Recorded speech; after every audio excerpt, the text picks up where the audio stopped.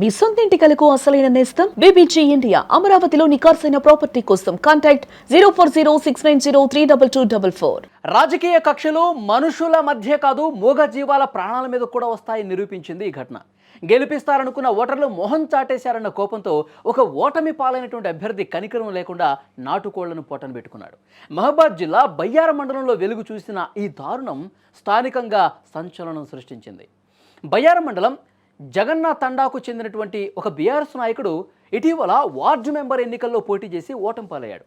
తన ఓటమికి ఆ తండావాసులే కారణమని, తనకు ఓట్లు వేయలేదని ఆగ్రహంతో ఉన్నాడు. ఈ క్రమంలోనే పగతో రగిలిపోయిన సదరు వ్యక్తి తండాలోని ఇళ్లలో పెంచుకుంటున్న నాటుకోళ్లకు విష ప్రయోగం చేశాడు. ఇళ్ల ముందు తిరుగుతున్న నాటుకోళ్లకు మందు కలిపిన ఆహారం పెట్టాడు. ఈ విషాహారం తిని దాదాపు 25 నాటుకోళ్లు అక్కడికక్కడే విలవిల్లాడుతూ ప్రాణాలు విడిచాయి. భయంతో మొదట ఎవరూ బయటకు చెప్పకపోయినా కోళ్లను కోల్పోయిన బాధితులు తట్టుకోలేక విషయాన్ని బయటపెట్టారు. రాజకీయాల్లో గెలుపోవటములు సహజం, కానీ మా కోళ్లను చంపటం ఏంటి అంటూ వారందరూ కూడా ఆవేదన వ్యక్తం చేస్తూ ఉన్నారు. బాధితులు బయ్యారం పోలీసులను ఆశ్రయించారు. సదరు వ్యక్తి మీద కంప్లైంట్ కూడా ఇచ్చారు. పోలీసులు ఘటనా స్థలానికి చేరుకుని పరిస్థితిని పరిశీలించారు. కేసు నమోదు చేసి దర్యాప్తు చేస్తూ ఉన్నారు. ఈ ఘటనతో జగన్నాథ్ తండా వాసులు భయాందోళనకు గురవుతున్నారు. ఓట్లు వేయలేదన్న నెపంతో రేపు తమపై కూడా ఏ విధంగా దాడులకు తెగబడతాడో అంటూ వాళ్ళందరూ భయంతో మాట్లాడుతూ ఉన్నారు. తమకు ఆర్థికంగా తీరని నష్టం జరిగిందని, మూగ జీవాలను చంపిన వ్యక్తిపై కఠిన చర్యలు తీసుకోవాలని తండావాసులు డిమాండ్ చేస్తున్నారు. రాజకీయ కక్షల వల్ల ఇలాంటి నీచమైన పనులకు పాల్పడటం ప్రజాస్వామ్యానికి సిగ్గుచేటని స్థానికులు మండిపడుతున్నారు.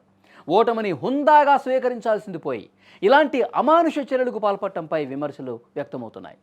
బాధితులకు న్యాయం జరగాలని చెప్పి అక్కడి స్థానికులందరూ కూడా కోరుతా ఉన్నారు. గత ఎన్నికల్లో 14వ తారీఖు, పోయిన నెల 14వ తారీఖు ఎన్నికలు జరిగినాయి గ్రామ పంచాయతీ.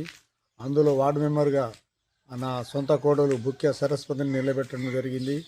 దానికి అపోజిట్గా మళ్ళా ధరావత్ కృష్ణ టీఆర్ఎస్ పార్టీ నుంచి ఆయన నిలబడ్డ తర్వాత 50 ఓట్ల మెజార్టీతో మా కోడలైన సరస్వతి గెలుపొందింది. అది జీర్ణించుకోలేక ఈ ధరావత్ కృష్ణ అనే వ్యక్తి అతి ఘోరంగా వాళ్ళ చేన్ల, మా ఇంటి పక్కనే వాళ్ళ చేను ఉంది కాబట్టి ఆ చేనులో డెమోక్రాన్ మందేసి కోళ్లను చంపిండు. మొత్తం 15 సార్లు కోళ్లను చంపిండు. ఈయన మీద గతంలో అనేక కేసులు, ఒక 5 కేసులు 6 కేసులు దాకా ఉన్నాయి. మొత్తం అదే పని చేస్తాడు వాడు. ఎవరి మాట వినడు. వినకుండా పెద్ద మనుషులు గ్రామంగా పంచాయతీ చెప్పినా కూడా ఎవరి మాట వినకుండా, ఖాతరు చేయకుండా ఇక అట్లా చంపుకుంటూ పోతాడు.